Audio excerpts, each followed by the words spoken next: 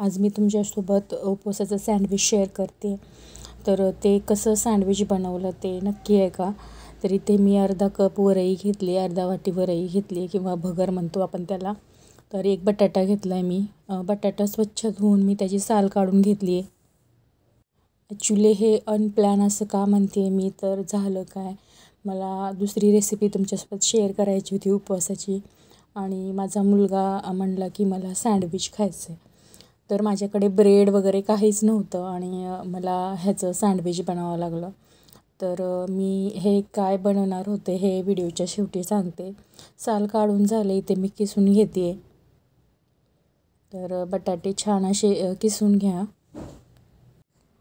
पूर्ण माझी अर्धी तयारी झाली होती. शूट पण मी करत होते हे समजूनच की मला ते जे जिन्नस बनवायचे, जे काही तुमच्यासोबत शेअर करायचं होतं ते मी नंतर सांगते तुम्हाला.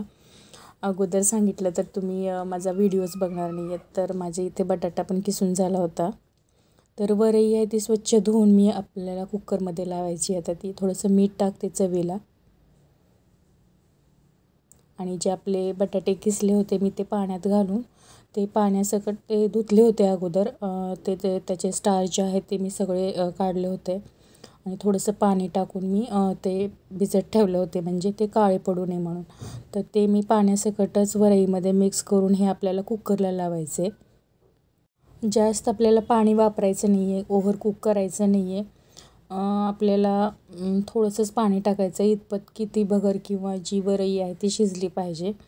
तर इथे कुकरमध्ये थोडंसं पाणी आणि स्टँड घेतलं आहे आणि जे आपली वरई किंवा जे भगर आहे आणि किसलेले आपले बटाटे आहेत ते आपल्याला कुकरमध्ये लावून घ्यायचे आहेत, शिजवून घ्यायचे आहेत. तर 3 शिट्ट्या काढायच्या आहेत. मी इथे 2 बोट दाखवते आहे, पण 3 शिट्ट्या काढायच्या आहेत. तर कुकर थंड झाला की आपल्याला बघायचे वरई शिजली की आपली काय झाले. तर 3 शिट्ट्यामध्ये छान अशी वरई आपली शिजून होते.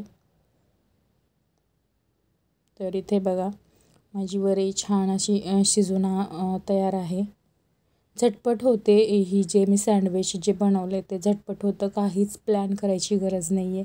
मी सांगते ना तुम्हाला, अनप्लॅन आहे हे माझं सगळं. मला वाटलं पण नव्हतं की मी याचं सँडविच बनवेल. एकदम मुलांनी फरमाईश केली. फरमाईश म्हणजे हट्टच करायला लागला की आई मला सँडविचच खायचं आहे. तर इथंपर्यंत ह्या स्टेजपर्यंत मला माहिती नव्हतं की मला हे सँडविच बनवायचं आहे. तर तो काय पदार्थ आहे ते मी सांगते तुम्हाला. तुम्हाला मेदूवडे शेअर करायचे होते उपवासाचे, तर त्यासाठीही मी सगळी तयारी केली होती. तर वरई शिजून झाली होती आपली. त्याच्यामध्ये मी 3 चमचे दाण्याचं कूट आणि चवीपुरतं मीठ टाकायची गरज नाही, आपण शिजतानाच मीठ टाकलं होतं. तर तरी आपल्याला कमी वाटलं तर ते टेस्ट करून तुम्ही थोडं टाकू शकता. आणि कोथिंबीर आणि मिरची आहे ते टाकते मी याच्यामध्ये. जिरं पण टाका तुम्ही, मी ॲक्च्युली विसरले जिरं टाकायचं, तर तुम्ही जिरं पण टाकू शकता इथे. मिक्स करून घेतलं सगळं आणि जे आपलं सँडविच मेकर आहे माझ्या घरी त्याला छान असं तेल मी लावून घेतलं. तर तेल लावून घेतलं मी इथे. तर ॲक्च्युली माझा जो कुकिंग एक्सपेरिमेंट आहे तो शेवटी मला कामाला आला. मुलगा हट्टच करत होता की मला सँडविचच खायचे. तर पण थोड्या वेळासाठी खरंच मला काय करावं सुचलं नाही. परत नंतर ट्यूबलाईट पेटली की चला आपण असं करून बघूया काय होतं आहे. तर आता बघा माझा सँडविच तयार होतो की नाही होतो आहे, माझा एक्सपिरियन्स सक्सेसफुल होतो की नाही होतो आहे. तर इथे तेल लावून घेतले दोन्ही साईडनी मी सँडविच मेकरला आणि एक गोळा घेऊन छान असं थापून पातळ घेते त्याच्यावरती. तर बरेच जण म्हणतील आता आमच्याकडे सँडविच मेकर नाही आहे तर आम्ही काय करायचं. तर मस्त तवा घ्या, तव्यावरती छान असं थालीपीठ सारखं थापून घ्या आणि वाटी असते त्याच्याने शेप द्या आणि ते शेप गोल गोल झाले की ते भाजून त्याच्यावरती तुम्ही सँडविच म्हणून खाऊ शकता. तर मी ते माझ्याकडे सँडविच मेकर होतं आहे ना, तर मग मी म्हटलं चला तर आपण असं प्रयत्न करून बघू. तर मी शेंगदाण्याची चटणी बनवली होती तर ती लावते याच्यामध्ये. तर तुम्ही शेंगदाण्याची चटणी बनवली नसेल असंच खायला पण खूप छान लागतं.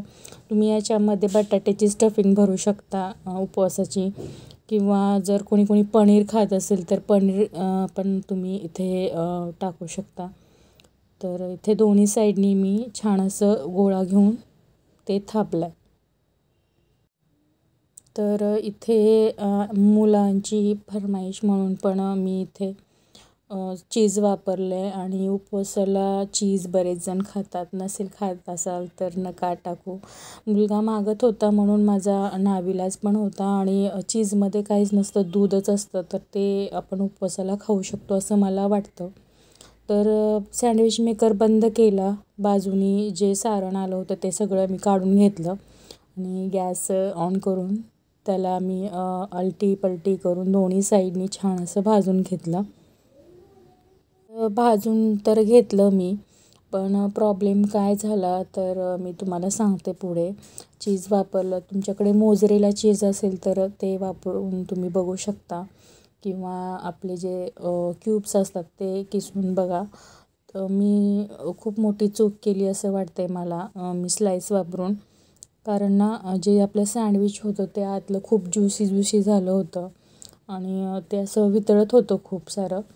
तर त्याच्यामुळे प्रॉब्लेम झाला माझा. खरपूस छान दोन्ही साईडनी बघा किती छान खरपूस असा भाजून झाला होता. वाटतच नव्हतं की हा उपवासाचा सँडविच आहे आणि एवढ्या लवकर तयार होतो हा. म्हणजे काहीच तयारी केली नसेल तरीसुद्धा हा बिना साबुदाण्याचा तुमचा सँडविच तयार आहे. ना कसलं ग्राइंडिंग आहे ना किंवा किंवा पूर्वतयारी आहे. साबुदाण्याला पूर्वतयारी लागतेच कारण तो भिजवावा लागतो आपल्याला आणि नाही भिजवला तर ग्राइंड तर आलंच. तर पटकन झटपट होणारा असा आपला हा सँडविच तयार आहे. इथे तुम्हाला कापून दाखवायचा प्रयत्न केला पण ते चीज सगळं बाहेर येत होतं, त्यामुळे मी ते घेतलं नाही रेकॉर्ड करून. इथे बघा पूर्ण असा ज्युसी झाला होता, खराब नव्हता झाला अजिबात.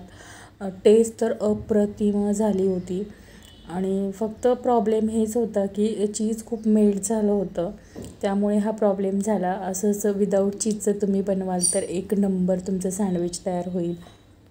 असेच माझे कुकिंगचे एक्सपेरिमेंट बघायचे असतील तर चॅनल सबस्क्राईब करा, लाईक करा, शेअर करा. चलो बाय.